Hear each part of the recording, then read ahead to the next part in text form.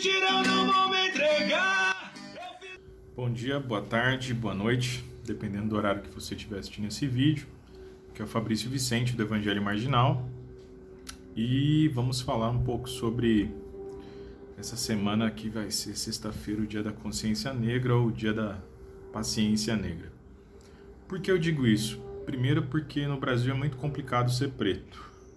Segundo, que em novembro fica mais complicado ainda, porque as pessoas ou são indiferentes ou, pior, elas dão opiniões sem saber o mínimo e sem se preocupar em aprender, principalmente, o que é pior. Mas vamos lá. Primeiro, a gente tem que ter em mente que no Brasil a gente tem um problema com a questão do racismo que estrutura a sociedade, como já bem avaliou o professor Silvio de Almeida no seu livro. Recomendo que todos leiam e aprendam um pouco. Isso vai ser muito positivo para todo mundo, né? Mas vamos lá. Nós somos 53,10% de negros. Isso são dados de 2019, né? Essa é uma junção de pardos e pretos. Mas, num contingente de mais pobres, nós beiramos os 74%, e entre os mais ricos, os negros, os brancos são 75%. Essas diferenças, elas não são muito diferentes dentro da igreja evangélica, né? Nós temos maiormente uma população pobre na igreja neopentecostal, principalmente, né? E segundo o pastor Marcos Davi, a religião mais negra do Brasil, né? Tem um livro dele sobre isso. Ele traz dados muito valiosos para a gente compreender esse fenômeno da igreja evangélica neopentecostal e também pensar sobre ele. Uma dica para a esquerda aqui, precisa fazer melhores análises sobre principalmente os evangélicos. Mas, dentro da igreja evangélica, nós não optamos por eu falo hegemonicamente, por uma hermenêutica negra ou por uma teologia negra. Não se fala de teologia negra, não se fala de teologia africana e não se conversa sobre essa possibilidade na maior parte das igrejas. Em Marília, por exemplo, dificilmente você vai encontrar uma igreja que tem um grupo, né, que trabalha com isso. Você vai dificilmente encontrar uma realidade em que igrejas que são periféricas mesmo, ou igrejas que recebem pessoas periféricas, negras, pobres, que vão falar sobre a questão de uma hermenêutica negra da própria teologia. Isso é um problema em várias questões, porque o negro ele já é subalterizado e ele já chega nos locais previamente, na sua grande maioria, sem a possibilidade de uma inclusão que seja real, que seja prática, por várias questões que são subsistentes à condição que ele apresenta, principalmente em relação ao racismo que ele vem sofrendo, que ele sempre sofre. Isso talvez o Fanon, né, o Frantz Fanon, que era um psiquiatra, foi um psiquiatra, um filósofo martinicano, né? Ele talvez em Peles Negras e Máscaras Brancas, ele traz muito bem como isso funciona subjetivamente, né? O negro sempre é subjetivado à condição de subalteridade porque a realidade material que está à volta dele exemplifica isso. Eu já tratei, né, e já falei em alguns vídeos, por exemplo, quantas pessoas negras você conhece que são médicas, por exemplo, juízes, né, procuradores, promotores, né, os lugares que você frequenta, você só olhando ao redor, onde estão essas pessoas negras, né, em que condições elas estão e o que elas estão fazendo.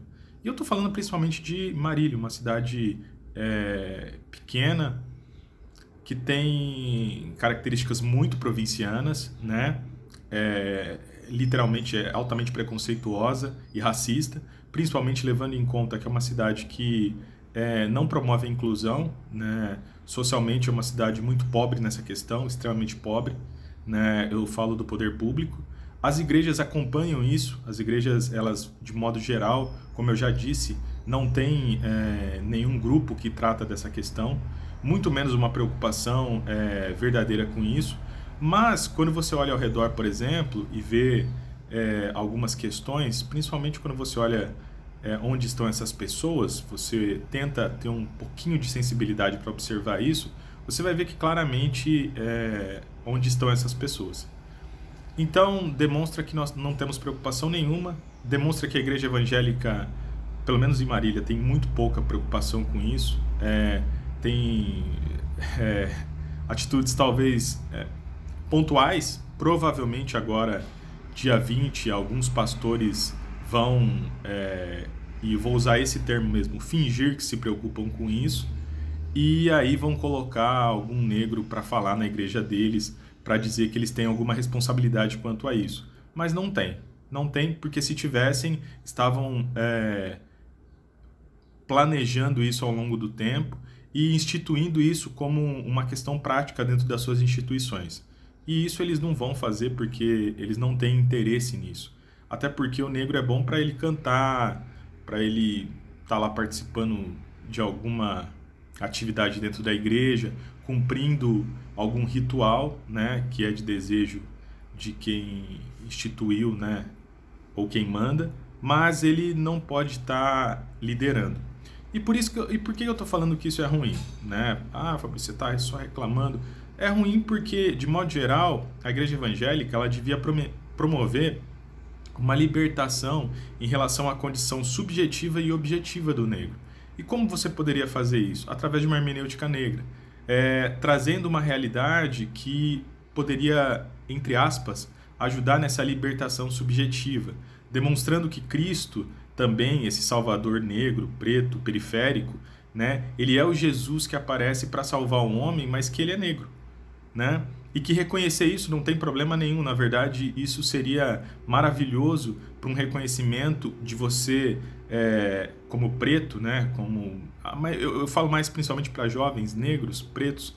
Isso seria um reconhecimento de que eu tenho tudo a ver com esse Cristo, né? Essas condições de sofrimento, subalteridade, né? Essa subjetivação da dor que é feita através de um racismo estrutural, institucional, um racismo que se aparenta muito nas características que a sociedade dá para o preto, né, e para a mulher preta também, né, com essa falta de respeito e essa não inclusão de uma pauta tão importante dentro dos seus quesitos como se fossem as mais necessárias. Né? Nós temos reuniões dentro de igrejas evangélicas sobre muitas coisas que não fazem o menor sentido, né, e sobre coisas importantes como isso nós não temos. E eu falo isso como alguém que já tentou fazer isso dentro da igreja evangélica e é muito difícil, eles não querem falar sobre isso, eles não querem conversar sobre isso. E quando você põe isso em pauta, principalmente para as pessoas brancas, né, elas acham uma ofensa, porque elas não estão prontas para receber e assumir que elas são racistas e que elas têm problemas com isso. Tá bom, gente? Então, assim, isso é um chamado à visão.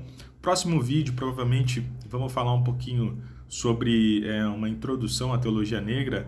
Vou usar, penso eu, o livro Teologia e Negritude e o Teologia Negra, Eu Sou Pro Antirracista do Espírito Santo, do Ronilson. Vou usar esses dois livros para a gente conversar um pouquinho sobre essa introdução, tá bom? Se cuidem, abraço. Vamos começar a pensar sobre isso de forma séria, coerente. Vamos conversar sobre isso. Esse diálogo precisa ser bastante participativo, né? Pelo menos precisava, tá bom? Obrigado a todos, se cuidem, uma boa semana.